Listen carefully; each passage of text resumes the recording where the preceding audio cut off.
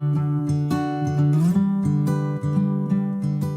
Chicago Bar Association was created back in 1874 as just a general resource to help attorneys network with each other and be successful in their practices.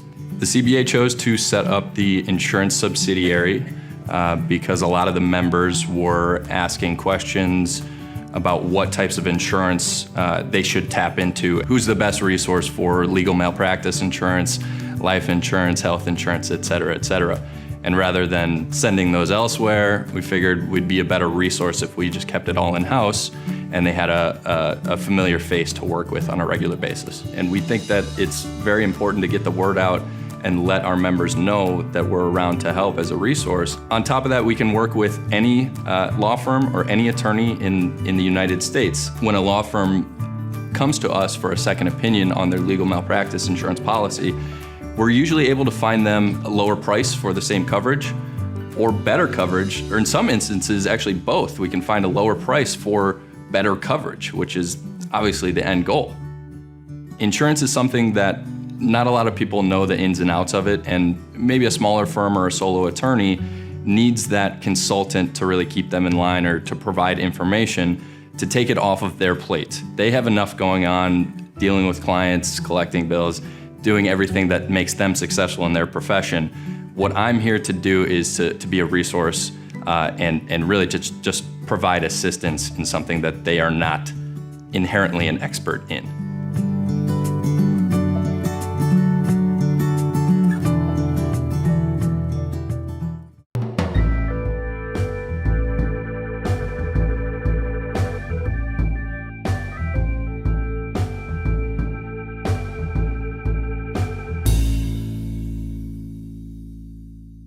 Welcome to You and the Law, a Chicago Bar Association production that provides information on various legal and policy matters of public interest. I'm Mike Alkaraki, a partner at Leahy Hoste Alkaraki, where I represent plaintiffs in cases of personal injury, medical malpractice, products liability, and wrongful death. I'm an adjunct professor of advocacy at Loyola Law here in the city and a member of the Chicago Bar Association. On this installment, we're going to explore the concept of judicial independence and how it protects and promotes democracy. I'm honored to be joined by very special guests, Illinois Supreme Court Justice David Overstreet, who's currently serving as the president of the Illinois Judges Association, Judge Lloyd James Brooks of the Cook County Chancery Division, and Judge Anna Demacopoulos, who recently joined JAMS mediation service after retiring from the bench. In 2022, Judges Brooks and Demacopoulos led the development of the IJA's Judicial Independence Declaration, and Judge Overstreet has made judicial independence the theme of his term as IJA president. Welcome to the show. There's a little bit of an introduction. I'd like to have you each provide a little bit more background. And Justice Overstreet, why don't we start with you?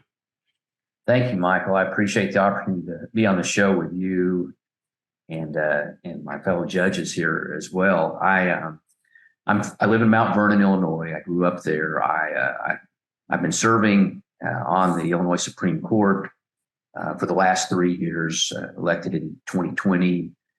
Prior to that time, I served as a justice on the 5th District Appellate Court for almost 4 years. And then I was a circuit judge from the Second Circuit for about 10 years. I practiced law 16 years prior to that. And I am the president of the Illinois Judges Association this year, which I've greatly enjoyed. We're about halfway through the term. And I appreciate all of my fellow IJA members and their work to serve the public and foster better relations with the public as well. Thank you, Justice. And we, of course, really appreciate you being here. This show is, of course, a public service. We appreciate you sharing your time and insights. Judge Brooks, if you can provide us with some background about yourself. Sure. And I'd also like to extend my thanks for having me on as well. Give us this opportunity to share our thoughts about judicial independence. I was first appointed to the bench in 2018 by the Illinois Supreme Court. I've been on the Cook County Circuit Court since that time. I'm currently an associate judge in the Chancery Division. I'm handling mortgage foreclosure cases right now. And coincidentally, about 15 years before I made the bench, I spent that career defending mortgage foreclosure cases, making it kind of a specialty of mine. And during that time, really kind of developed a sense of really wanting to serve the community, which is one of the reasons why I chose a life on the bench. And I'm also at this point a proud member of the IJA as well. I think it's very important for judges to support other judges and to also kind of be able to kind of promote the idea of the judiciary among the public at large. Thank you very much. Judge Demacopoulos, congrats on your retirement from the bench and joining JAM's mediation service. If you can provide us with a little more background on yourself. Thank you, Michael. Thank you for having me on the show today, and welcome. And I see my colleagues, Justice Overstreet and Judge Brooks. It's always a pleasure to work with our fellow judges and the Illinois Judges Association. I was elected to the bench in 2008 after serving 24 years in the Cook County State Attorney's Office in various divisions. I served in the criminal division in the Markham Courthouse for 7 years, and then my last 8 years was on the bench in the General Chancery Division in Cook County. Just like Judge Brooks and Justice Overstreet have mentioned, the Illinois Judges Association is not only a brotherhood of and sisterhood of judges, but we also feel the obligation to make sure that we educate our citizens in Illinois, particularly in this particular endeavor was on judicial independence. So thank you for having me on the show today, and I'm hoping that our citizens get an opportunity to view this video. Thanks very much. Why don't we start with, I believe we'd be going back to October of 2022, when you, Judge Demacopoulos, and Judge Brooks began or were leading the development of what became the Illinois Judges Association's Judicial Independence Declaration. If Judge Demacopoulos, if you could take us back to the impetus for that, how did that start? Sure. Actually, in October of 2022 is when we actually rolled out the Declaration of Independence, but the work behind it actually started almost 2 years before that. And the reason why the Illinois Judges Association took such a strong stance on the judicial independence is that over time we saw that the political discourse in other branches of government began to spill over into the judiciary.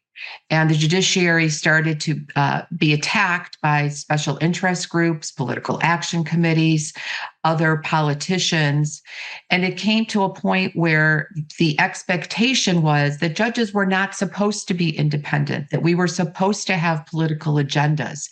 And that began to spill over into the media, and the general public began to be concerned because they heard their community leaders, their politicians, other leaders in the community start to attack judges on their rulings. And it then began to spill over into the election process. And so part of the impetus of the judicial independence is we wanted it to be an education piece for the citizens when it came time for voting, whether it be for retention or for voting on the ballot. So every election cycle, most citizens will go into the voting booth and they see this long laundry list of judges and they don't know anything about the judges. And yet there's plethora of information out there that citizens could get. So we just thought that the declaration was something that we could educate our citizens. We also thought it was important that it's not just the Illinois Judges Association. We wanted to get the bar associations involved as well. And the reason for that is the bar associations across the state do judicial evaluations, whether they are candidates or for retention. And so it was important for us to get the bar associations involved as well. And so in October of 2022, in addition to the Declaration of Judicial Independence, the Illinois Judges Association also did a video that accompanied that on the importance of judicial education, judicial independence. Right. Great. Thank you very much. And I can share just my own personal experience, the importance of educating the public about judicial elections. I've served on the CBA Judicial Evaluation Committee for probably close to 10 years before I got on the board of managers, at which point I could no longer serve there. But a lot of what we're trying to do there is get the general public to be educated, to know, to care, because there are so many judges that we're voting for, where that part of the election just does not necessarily get the type of attention that sometimes the other parts do. So the educational portion of that's quite important. Judge Brooks, if you can share some of your experience, thoughts, motivations at the beginning of developing this statement. Sure. First, I want to second everything my colleague just mentioned. I believe those as well. Something I would add to it that I thought was also important is the fact that the general public may not be really aware of the fact that judges are somewhat vulnerable in our process. The other two branches of government are invited or expected to be outgoing. They're expected to be in front of the cameras and explaining their points of view. They're expected to actually sit down with constituents and kind of get their thoughts. The judiciary is different. We're not invited to actually often step out in front of the cameras and talk about our work. And so it can make us vulnerable to attack, as Judge Demacopoulos was just speaking about, because we don't often get a chance to come out and say, well, here's why I ruled the way I ruled. Here's the reason why this case ended up the way it ended up. And as a result, the public can get the wrong impression about what's happening in the judiciary. And so I do think that reason was also important, at least for me, to also want to contribute to this project, to have that voice be out there to explain to the general public what the judiciary really does. Right. And that makes perfect sense, especially because to understand a decision and what goes into it, I mean, it does require a level of skill such that it's easy to misrepresent or get people fired up about something where the facts don't necessarily call for, that kind of a reaction. So I think that is very important.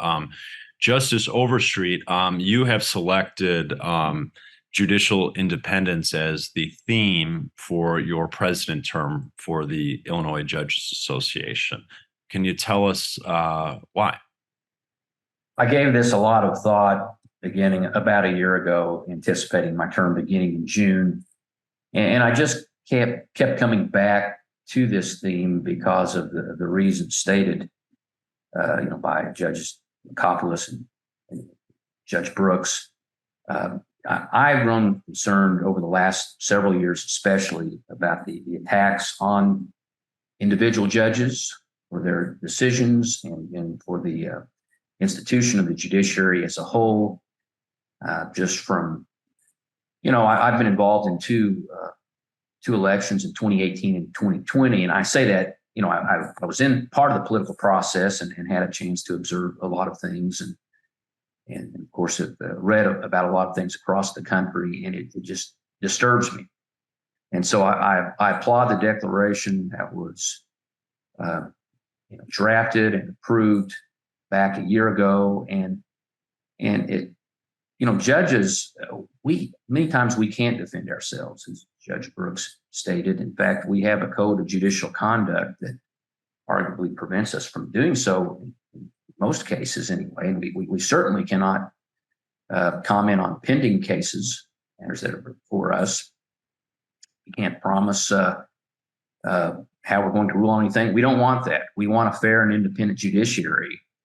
We are not politicians and rogues, and it's important, that citizens we serve understand that, and they do, I think, for the most part, but we must ever be vigilant in, educating the public about why we exist. So the theme of the IJ this year is judicial independence, the bulwark of our democracy, celebrate our past, defend it today. And so the idea behind the theme this year is to, I believe there's the media committee has produced another video on judicial independence earlier this year. The joint meeting of the Illinois State Bar Association and Illinois Judges Association is coming up next weekend in Chicago, and there will be continuing legal education programs for attorneys on judicial independence and its importance. And then in May, There will be an event in Springfield involving primarily judges, but we will have presentation from John Lupton, who is the executive director of the Illinois State Supreme Court Historical Preservation Commission. And we'll get a good history lesson on the importance of judicial independence in the past. But I think it's just very timely and something that I feel passionate about. Thank you very much. I'd like to, instead of asking a pointed question, I'd like to ask sort of a discussion provoking question along the lines of why is judicial independence important generally, but specifically to democracy? How does it function in our system? And we can bounce around a little bit on this. Whoever wants to take the lead or start, jump in. Yeah. So, Michael, as you know, and most people do know, hopefully the teachers are doing their job in civics classes, although I'm questioning some of that nowadays, is that we do have three branches of government. And the judiciary is intended and was intended to be the independent check and balance for the other two branches of government. But more than that, the everyday citizen is more likely to be affected by a judicial decision than anybody else that they vote for.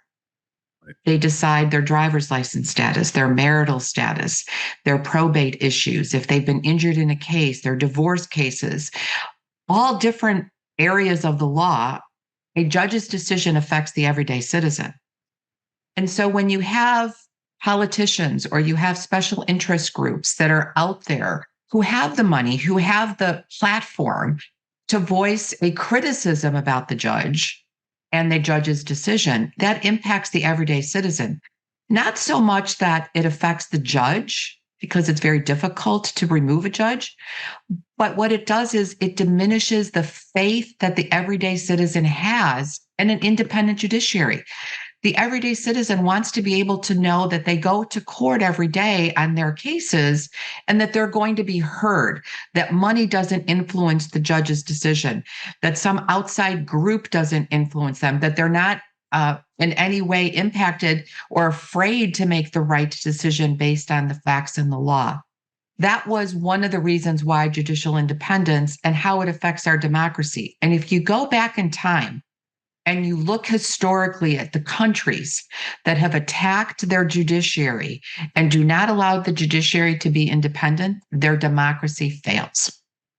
And so we are at a critical stage in our country right now, where if judges are fearful for their lives or their decision-making, we are at a critical point. And so it's incumbent upon not only the judiciary, but members of the bar, like the CBA, like all of the bar associations, to get out there and educate that, hey, wait a minute, it's okay to challenge a judge's temperament or their work ethic or their inability to be impartial.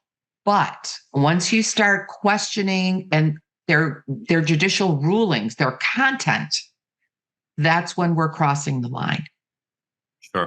Sure. And I want to throw this in here to kind of keep this part of the discussion going. I probably made reference to it in an email or offline, so to speak, in another sense. But we had done a show more generally on democracy that included as guests Thomas Ginsburg and Aziz Huq, who are both constitutional law scholars at U of C, and co-authored a book. That was a law review article, and then also a corresponding book. How to lose a constitutional democracy and how to save a constitutional democracy. Mm-hmm. Without getting into great detail, they identified, and this was in part reaction to some of the political climate and the deviations. Instead of doubling down on and supporting our democratic institutions, sort of, they were under threat.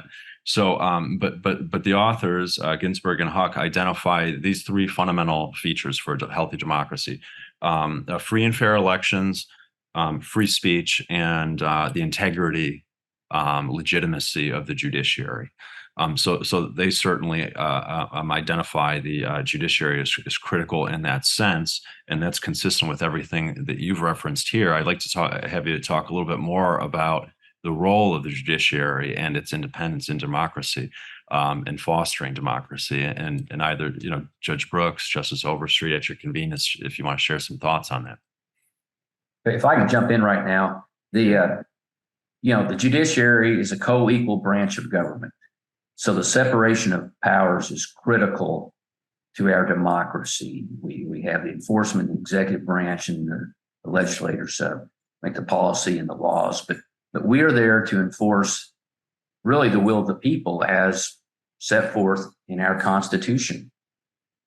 And that trumps anything that the legislature or the executive does that is in violation of that Constitution. And we're there to obviously interpret the law and make decisions, resolve conflicts that affects people's lives, as has been stated before. But without the judicial branch being there to be that check and balance, then our system doesn't work. Right. Alexander Hamilton in Federalist number 78 commented about, we don't have the power of the sword or the purse. We rely on judgment. But that judgment and the faith that the people have in us to be that balance is critical for our democracy to survive. Sure, absolutely. Judge Brooks.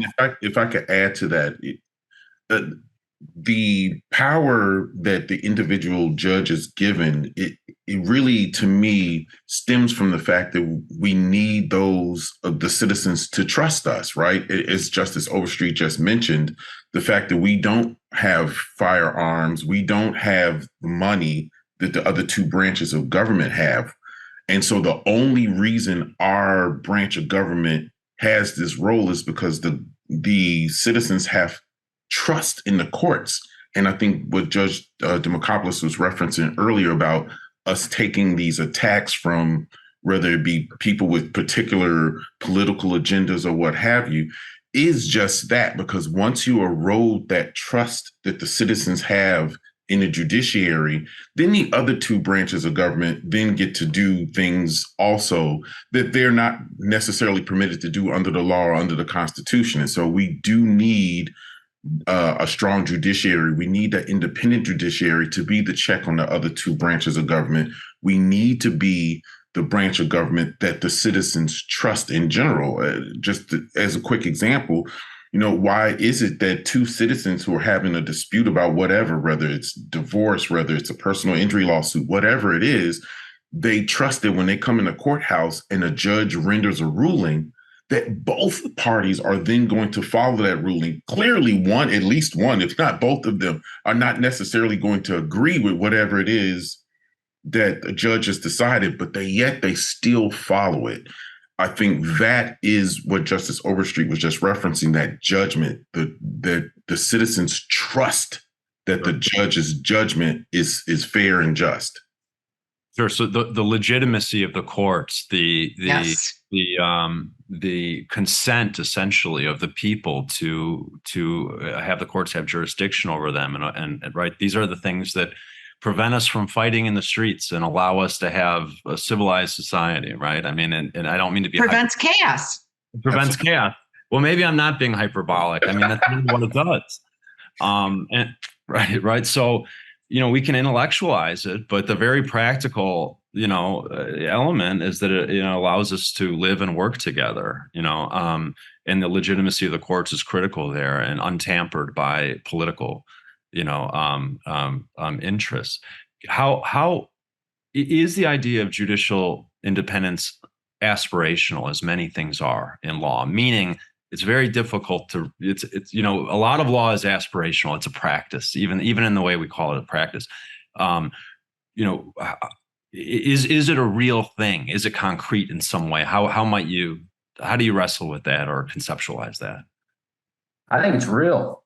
It's it's the way our system has been set up, and it's it's aspirational in the sense we always strive to do better, but if the judiciary is not independent, then again, basically we lose the faith of the people, and of our judgments are not followed.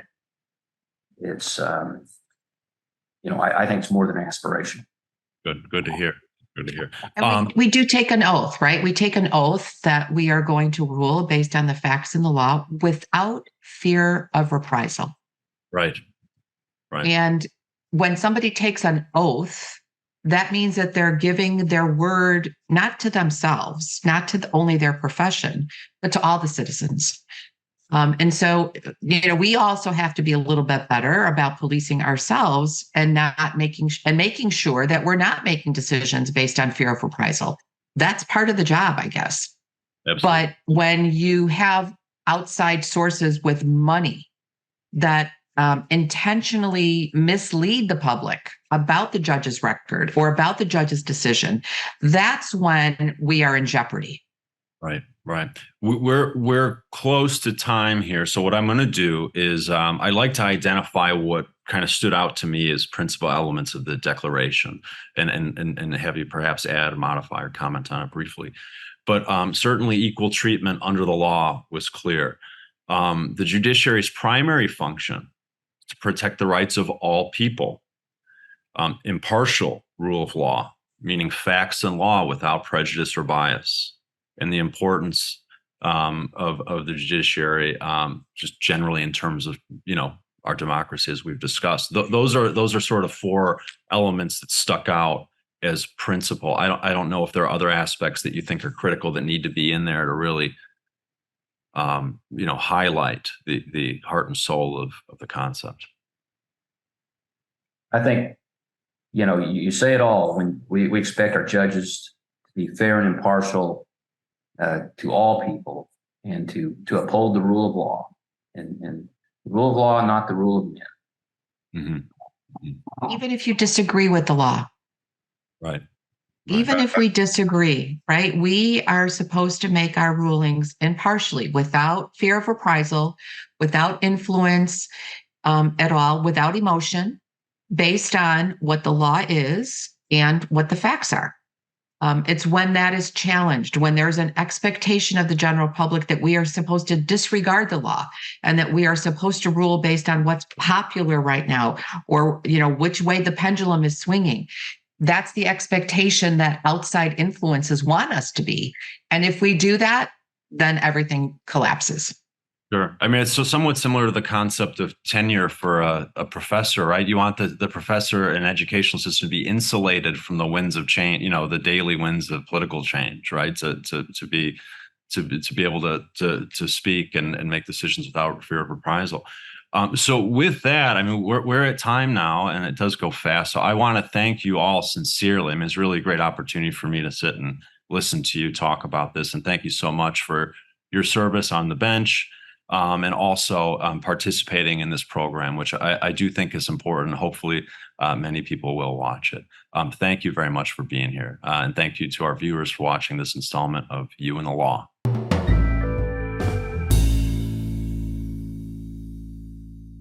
When you need a lawyer, how do you find the right one? Contact the Chicago Bar Association. Whether you've been injured or need a will prepared, whether you're buying a home or starting a business, having the right lawyer is essential. The Chicago Bar Association have lawyers who practice in most areas of law and speak a variety of languages. Don't leave it to chance. Get a referral to a screened, experienced lawyer. Visit chicagobar.org or call 312-554-2001. The Chicago Bar Association. Se habla español.